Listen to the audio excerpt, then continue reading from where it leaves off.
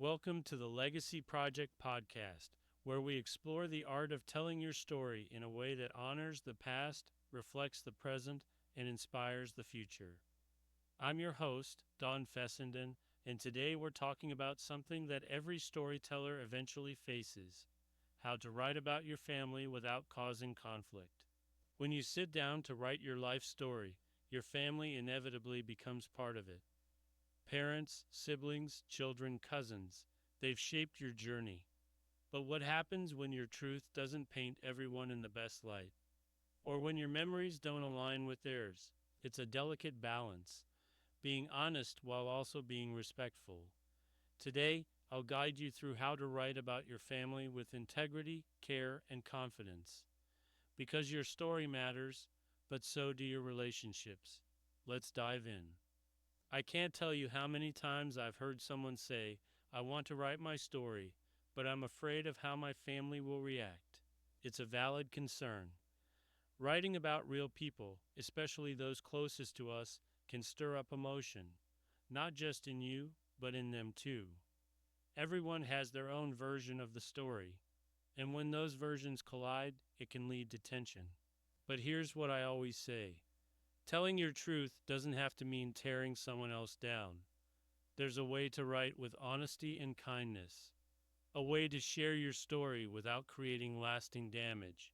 And often it comes down to how you tell it. When writing about family, especially the tough parts, start by asking yourself, what's my purpose here? Are you writing to heal, to understand, to reflect on how someone shaped your life? Or are you writing out of anger or frustration? If your intention is to explore your experience and its impact, readers and family members can sense that. Your tone matters. Try to approach the story with curiosity, not blame. One storyteller I worked with wrote about her emotionally distant mother. Rather than framing it as an attack, she wrote, "I always wondered why my mother kept a distance. As a child, I felt invisible. But looking back, I wonder if she was doing the best she could with what she knew." That line alone turned the story from accusation into reflection. It didn't ignore the pain, but it invited empathy. Here's a golden rule when writing about real people: you can share your experience, but don't assume their motives. Saying, "My brother never cared about me," is different from saying, "I felt like my brother didn't care about me during that time." The first is a judgment. The second is a feeling. And no one can argue with how something made you feel. That simple shift in language can prevent a lot of hurt and defensiveness. Use phrases like, "I remember feeling," "To me, it seemed like," "At the time, I experienced it as." Those phrases are anchors of honesty without casting blame. They invite understanding instead of resistance. Just because something happened doesn't mean it needs to be included in your story. One of the most powerful tools a writer has is discernment. Ask yourself, does this detail serve the story I'm trying to tell? Is this about my journey, or am I just airing grievances? Will including this create clarity, or just reopen old wounds? Sometimes the best way to preserve peace is to write the full story in private, then edit with care for what you choose to share publicly or with family. And in some cases, names can be changed. Details can be softened. The truth can still shine without magnifying conflict. You're not betraying your story by choosing compassion.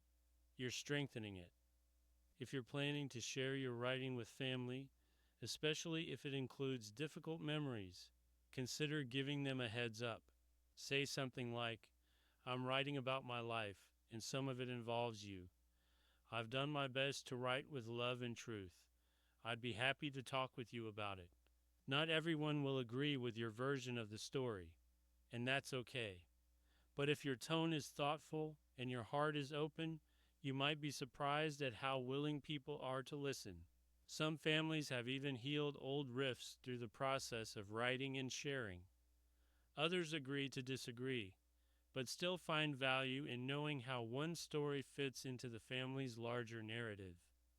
As we wrap up today's episode, Here's what I want you to remember. You have the right to tell your story. You also have the power to do it with integrity. Family is complicated. Memory is subjective. But storytelling, when done with care, can lead to deeper understanding, not division. Start from a place of truth. Write with empathy. And always ask yourself not just what happened, but what you learned and how you grew. That's where legacy lives. And if you're looking for tools to help you navigate the art of legacy storytelling with grace and courage, check out my book, The Legacy Project, a guide to sharing your story. Thank you for joining me on the Legacy Project podcast. Your story matters. Tell it with heart. Start writing, start sharing, and leave your mark. I'll see you next time.